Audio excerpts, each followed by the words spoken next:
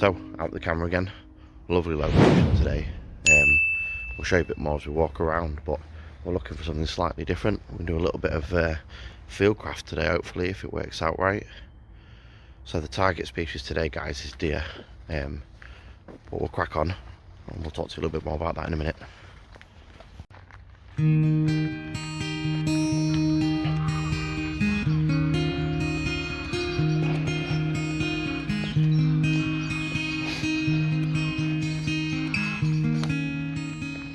Right then, guys, so today, as I said, we're looking for deer.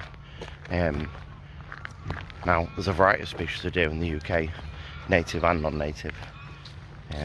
Today's subject is going to be the roe deer, so hopefully we're going to try and find some of these. So I do think people get far too focused on going to explore nature reserves and woodlands and abandoned places that wildlife thrives, and I think we tend to forget about the local places. You can probably tell from I turn you around.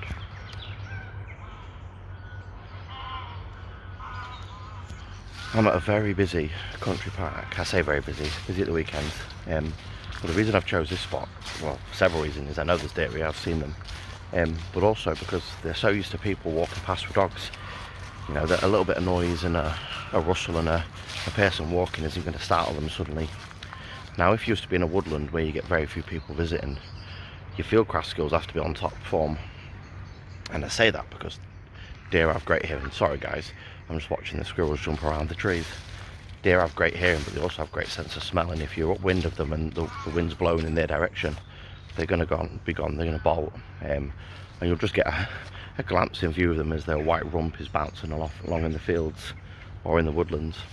Now here, we're still going to practice a bit of fieldcraft because I want to get close enough to be able to get some good footage and some good photos for you. And I was here a few weeks ago and I know they're here. I accidentally stumbled across them and I'll put some footage up now. It's really poor.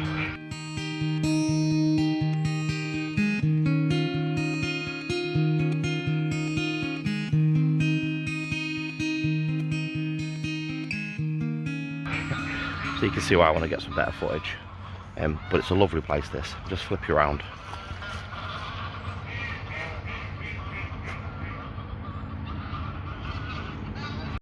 So I'm not sure if you can hear that, but I suspect I've picked a bad day for it. So what I can hear is a chainsaw and a wood chipper in the background. It sounds like some of those aliens from War of the Worlds. Anyway, just my luck today. I'm one of those days, so forgotten the extra batteries for the camera, which isn't unlike me at all. Hit a load of traffic on the way because I left late, and then to top it all off, I've gone and left my coffee in the car. Typical, eh?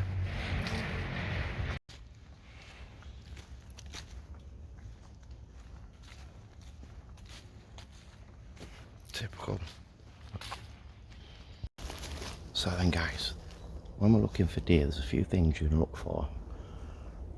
Now the easy thing to look for is deer, isn't it? What you say, but they're so well camouflaged. As I mentioned earlier, all you normally see of the roe deer is their white rump as they're hopping away. But what you can find is these for tin. So scrapes in the ground. They're typically a lot bigger than this. They're usually areas that deer scrape away to lay in. You do find little bits like small little pockets of those, and if we see some, I'll put some clips up now where they're foraging and nudging around in the undergrowth. The problem with that is foxes and badgers do the same, so you can never quite be sure which one did it. But a scrape on the ground is very typical of deer.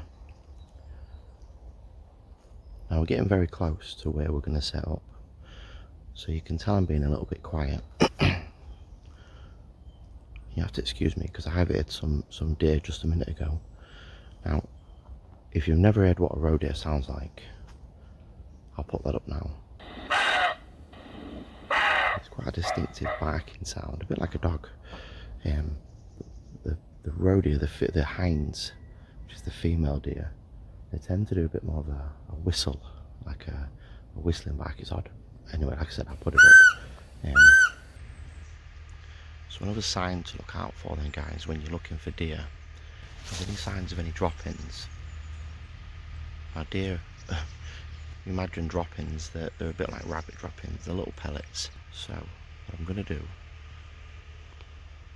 is find a place to set up, throw the camo net up and get some gear on and sit for a little while. I've already seen a fox, excuse me, I've already seen a fox in that direction over there. I'm not putting the balaclava on, the face covering, because I actually have my camo net in a minute which I'm going to drape over.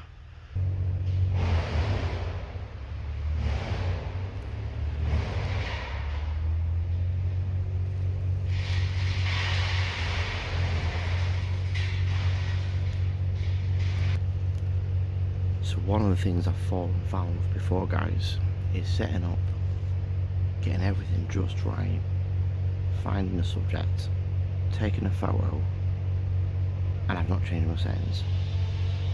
So I can give you one tip, is when you set up and you're happy with where you are, make sure you take some test shots. I've gone a little restless, so I'm going to get up and wander a little bit. Now, as you can hear, at the minute the sawing and the wood chipping has stopped. And I can hear the occasional jay around me, so I'm going to have a walk around, maybe head a little bit further deeper into the woods to see whether that noise has just pushed those deer in a little bit.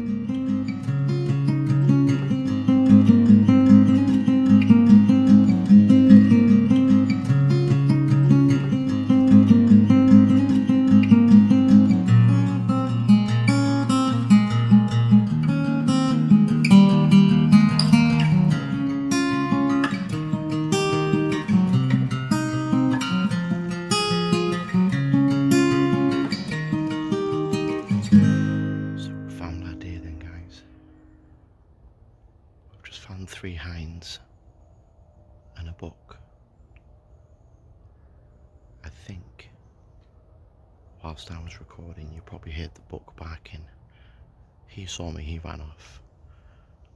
The hinds didn't see me at all, which I'm really surprised, and I think it's probably because I've got my suit on. There was no contrast between me and the background.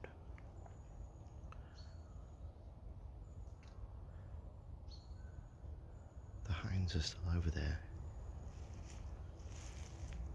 in the distance, just 30 feet, just walking around feeding.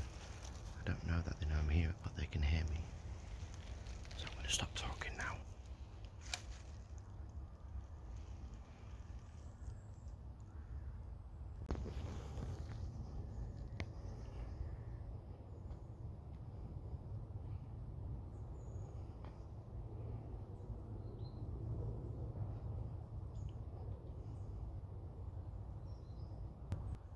It's quite comfortable. Bloody great dogs. I'm flying through and scared it off. Love dogs. Have a dog.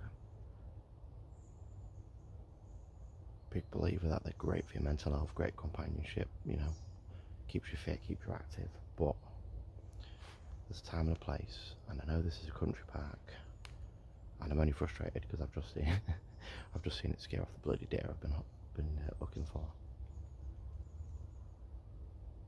Anyway, can't go on, but can we? I don't know if those pictures are going to come out, but I'm going to put them up either way. Get in. Hopefully we see some more.